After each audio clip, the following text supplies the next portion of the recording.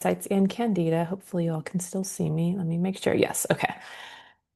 Okay. So parasites, Candida, gut health, and strength. So these are all the things that we are doing this week. Last week was building a great foundation. Let me grab some water. Building a great foundation for your fitness last week, strength last week, getting those movements down, so that way you can perform them well, have a great foundation so that you can build on that so you can increase your weight um, over the next couple of weeks. So this week, you can up your weights a little bit. I found certain exercises I could up my weights with maybe 5 pounds or so. Certain ones, I was already maxed out. So that might happen for you as well. You might find that you are upping your weights in all your exercises, which is awesome too. And challenge yourself too, because you might think that you can't do as much as you think. So go for it and do that too. Up it and test it and see. If anything, if it's too heavy, bring your weight down. Not a big deal, but you won't know until you try. So I encourage you to do that. Okay, we made it to week two. Last week, like I said, we built our foundation. This week, we're building that up your weight and also building consistency. So we are on week two. I love the interaction in this group. It's so inspiring for me. I know for each of you, it's inspiring as well to keep posting. So keep doing that, keep sharing, keep doing your workouts and staying accountable. So, like we were talking about, we're beginning the Parasite and Candida cleanse this week. Yesterday, Monday was the official start day. Well, maybe even Sunday if you did your castor oil on Sunday. Monday, the official start day is today or yesterday. And then we're going to continue with your fitness programming as usual. Today is upper body. I didn't post that yet, but today's upper body and some zone two cardio and a little bit of core as well. Okay, so I want to talk today specifically about what we're doing um, and why we're doing it. Okay, so let's talk about parasites and candida first. So for those of you who are doing it this week, for those of you who aren't doing this week, this is just really informational overall. So in the future, for those of you who aren't, might understand why it's important. And then for those of you who are, knowing why you're doing it is also nice too, right? Okay, so cleansing is not a new idea, right? We've been doing this for generations, for hundreds of years. People have been doing, maybe even thousands of people have been doing cleansing, detoxing, and so on. So cleansing is different than detoxing. Cleansing is when you are taking something in and freshening your body and cleansing something that you don't want in, like a toxin, out. Um, Actually, cleansing is more like not detoxing is for toxins, cleansing is for cleansing out parasites, candida, or other things that you don't want in your body out, or refreshing your body overall. And then there's fasting. That's a totally different thing too. A lot of times people interchange the words cleansing, detoxing, and fasting or fast. They're all different things. So this week we are doing a parasite candida cleanse. We're pushing out the parasites and candida, ridding those from your body. When we do a sugar detox, that's when we're removing the toxins from the sugar in your body. So if that helps a little bit. Okay. Again, it's not a new idea. We've been doing it for thousands of years, hundreds of years in different cultures. It was a traditional approach to wellness, and we've have recently, more probably in the last 10, 15 years, incorporated cleansing and detoxing in our daily life. So, one of the things that I strongly believe in is looking beyond the symptom. Sometimes we're treating headaches over here, then digestive problems over there, fatigue somewhere else, and then cravings. We're doing that approaching that in a different way. But we never stop to ask, could there be something underneath these symptoms that we're missing? That's why I think looking at gut health and our internal environment is so important, right? So let's talk about candida specifically. So candida is when the balance in our gut changes. So candida itself isn't an enemy. Candida is a type of yeast that naturally lives in our bodies, including our intestinal tract, alongside other bacteria and microorganisms in our body or in our gut, right? And our skin as well. Okay, the concern is when that internal balance becomes disrupted and candida begins to overgrow, right? So candida is a yeast that's found in our bodies, and when it overgrows, it causes problems with our skin, our gut, and so on. So things like diet, antibiotic use, stress, blood sugar issues, and other changes in our internal environment can play a role in elevating Candida naturally in our bodies and having an overgrowth of Candida. And that's the thing that's interesting is that with Candida overgrowth, it's been associated with symptoms that may seem completely unrelated. So when we have Candida overgrowth, we're experiencing digestive issues, fatigue, brain fog, headaches, sinus and allergy symptoms, skin issues, sugar cravings, weight changes, vaginal yeast symptoms, and yeast infections. So this doesn't mean that every headache and every digestive problem is Candida, but it does give us another question to consider. What is happening in our gut at this time? All right, so Candida and sugar. So this is a big one. So during our cleanse, because we're removing added sugars, Candida utilizes carbohydrate, including sugars for energy. And blood sugar problems can also create an environment when Candida infections are more likely. So this week, I want you to pay attention to your cravings. Are they strong today? Are they not so bad today? What's happening by day 3 and 4 in my body? Do you notice yourself thinking about sweets less? Do you notice about thinking about them more because you are releasing those things and having some die-off symptoms?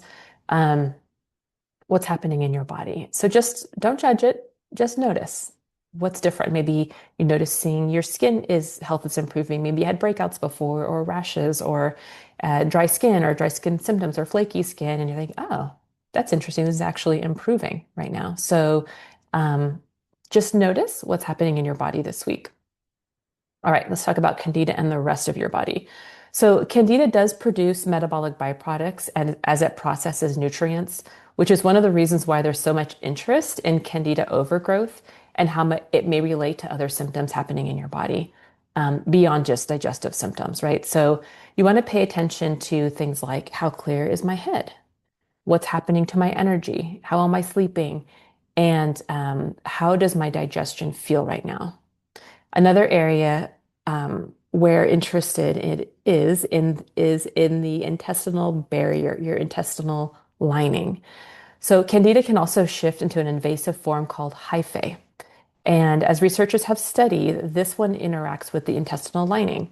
This connects that larger conversation around intestinal permeability, or what you may have known or heard of as leaky gut, right? So permeability is how much the nutrients that you're having are entering into, there's a little cilia in your intestinal lining. The nutrients come in, the cilia have a bloodstream within it, and they collect the nutrients and put it into your bloodstream in your body, right? So as that's collecting, if the hyphae are coming in, they can be destroying the lining of your gut and going through holes, openings in your gut lining that are preventing it from digesting the food and absorbing the nutrients that you need and going through your system and creating havoc, right? Without being digested properly and causing digestive problems and also inflammation throughout your body. All right. So this is another reason why our gut health matters so much. So your gut doesn't operate independently from everything else that's happening in your body. It's all interconnected, right? There's also interest in the relationship between Candida and heavy metals. So including the ability of microorganisms to interact and bind with certain metals. This is another reason why holistic approaches often look at the body overall, at its overall internal environment rather than focusing on just one symptom, right? So it's important to understand that our body is completely interconnected. If something is off in one area, it could be something else that could be triggering that symptom. Okay, so you want to look at the whole body, not just one thing at a time. That's kind of where I struggle with specialists in traditional medicine, is because they're only focusing on that one area nearby, let's say a GI doctor, right? They're only focusing on that one thing. But what about everything else that may have preceded the gut health issue, diet, lifestyle, other toxins that may have come in through other means that we want to understand the body at a holistic, the whole body, right? All right, so Candida and hormones. This is especially interesting for women. Hormones and Candida definitely interact. So estrogen levels can influence the environment in which Candida grows, which helps explain why you may be more susceptible to yeast infections or issues that change at different hormonal stages in your life.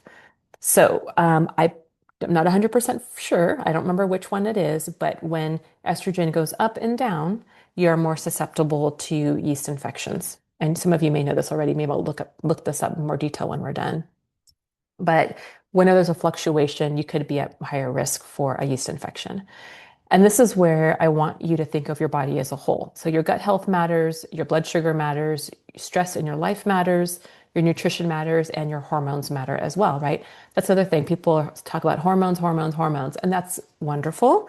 But there's more to it than just hormones. There's other precursors that may be causing an influence on your hormones, and your body is all interacting together.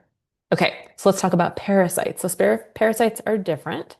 Parasites aren't something that only happens somewhere else in the world. We don't go necessarily have to go out of the country, eat some food, drink the water, get exposed, maybe your feet in the body in a body of water or in mud.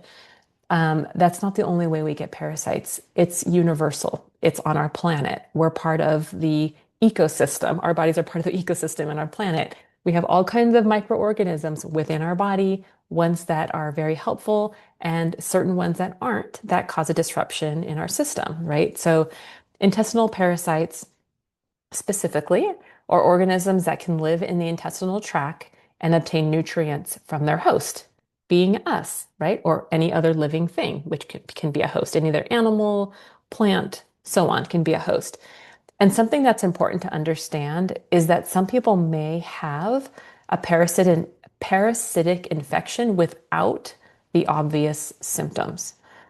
Okay, others may experience things like stomach ache, pain, or cramping, gas or bloating, diarrhea or constipation, nausea, fatigue, weight changes, and then certain types of itching, right? We might have itchy skin, itchiness in our, vaginal tract or area, nose, eyes, ears, just your skin, scalp. You may experience some itching. So exposure, that's also can be Candida as well, actually. But exposure can happen to parasites in a variety of ways, depending on the organism. So you can get it through contaminated food or water, of course, contaminated soil, poor hygiene, cleaning and washing your hands. You can also get them from undercooked foods when you travel, of course, and other environmental exposures that your little ecosystem in your body aren't used to or have never been exposed to, right? So the bacteria and microorganisms that we have in our skin and our body, we get from the moment we're born. So as soon as you leave the birth canal, you're getting bacteria from your mother. And then as soon as you touch somebody, you're obtaining their bacteria and just the bacteria, anything that you may touch. But those are all wonderful things. So that's protecting us and protecting our immune system and keeping us healthy. It's just the overgrowth of these things or being introduced to a bacteria that you've never been introduced to before, your body might respond to. Some people are more sensitive than others. So even like breakouts on your skin and rashes, things like that can be caused by those things, or even cleaning your skin too much can actually disrupt your microbiome on your skin and cause breakouts, right? Okay. So when you are living your life, you want to know that make sure that in order to prevent an influx of parasites in your body, you want to make sure to wash your hands regularly, wash your fruits and veggies, drink uncontaminated and safe water, cook your meat thoroughly. So if you're going out to eat or eating meat at home, make sure to eat it well done, actually is ideal, or at least medium well. That way you're making sure to kill off those parasites in the meat. And then also be thoughtful about undercook or raw foods like sushi and items like that. So if you are eating sushi, do it here and there, or making sure to do your parasite and candida cleanse at least twice a year. I like to do it in the spring and fall-ish. I know it's the summer right now, but why not? It's okay too. So making sure to do those things and being aware of your habits and what you're exposed to. Whether you're a meat eater or a vegetarian, you eat plant-based, it doesn't really matter. you are still going to get exposed to parasites because all of those things live on the earth. The meat that you eat is eating the grass, living on the earth, right? Um, Exposed to dirt and dust and so on. And that's part of the ecosystem. And then the veggies, right? Fruits, those are exposed to the environment as well, right? Again, all part of our ecosystem. But it's just the overgrowth and the overage of those things is what we want to look out for. All right. So for generations, historically, people have been doing these things, like I said before. For whatever reason, in the past, I don't know, generation, we've lost touch with doing a parasite and candida cleanse annually.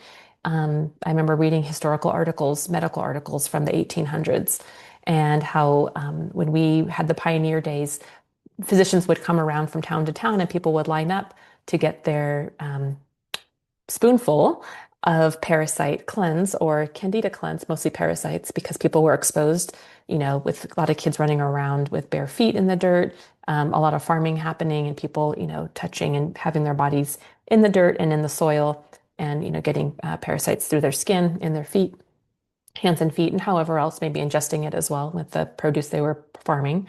And the doctors would come around town, everybody would line up, when the doctor came in town, and they would administer their remedy for parasites. And then doctors would come back and they would check to see how everybody was doing. They would check the release of the parasites from the stool of their people in the community to make sure that things are getting released, measuring the length of the parasites. Sounds gross, but it's true. It's in our bodies. It's just part of our environment. Um, and making sure everybody was okay. And if there was anything that was happening, they would help or administer more of their remedy. That's why we use the pine gum spirit. That's a very, very traditional remedy that's been used for generations. They even used it during those pioneer days to help people get rid of parasites and candida as well. All right. So, parasite testing, it's come a long way. You can get tested for parasites in different ways. You can do antigen testing. Um, what else is there? For certain parasites, I'm not exactly sure how it works, but I don't use it because we have our wonderful Cindy Ray in our group who helps us do muscle testing for that. You can also do in system just by symptoms and just do a parasite and candida cleanse annually. Anyway, it's not going to hurt. It's going to help if anything. Okay, so this week, I want you to focus on becoming a student of your body. So here's what I really want you to do during our cleanse, whether you're doing it now or later. So I want you to pay attention. I want you to notice your digestion, your bloating, bowel movements, sugar cravings. Check in on your energy. Make sure that check in with your brain fog or mental clarity. Maybe you were foggy, didn't realize it, or just thought it was a normal part of aging, and all of a sudden you're starting to have some great mental clarity, which is awesome. Check your skin. See how that's doing. Be aware of it. Um, Check in on your sleep. Mood, that's a big one. There's huge mood shifts. Sometimes when we're storing up emotions or or feelings or traumas or things that happened in our life previously stored as cellular memories, they're in our gut. So as you're clearing and cleansing your gut, you may notice, even when we do liver detoxing, you may notice that you're having some feelings come up. You maybe feel agitated or angry or sad and not exactly sure why, but that's actually a good thing. That means you're removing and clearing old things that were there in your body. So it'll go away. It's just part of the cleanse. Okay, now finishing with parasites, candida, and bacteria, let's move into a little bit of about exercise. So our strength training this week. So this week we are going heavier. So while we're focusing internally, we're also getting stronger on the outside. Okay, so last week we were focusing on learning the movements, practicing good form, and then also gaining consistency with your exercise. And now we're going to build on more resistance. So maybe last week you were using 5 pounds, and now maybe this week you want to up it to 8. Maybe you were using 8, so now you want to go to 10. It doesn't need to be a huge jump. Ideally, you want to maybe up it up, a couple of pounds, 2 or 3 pounds, um, or maybe a couple more reps. Maybe you're getting stronger, but you always want to make sure and feel like you're challenging yourself and that you're able to maintain good form. So this is what we call progressive overload, gradually asking your muscle to do a little bit more to become stronger.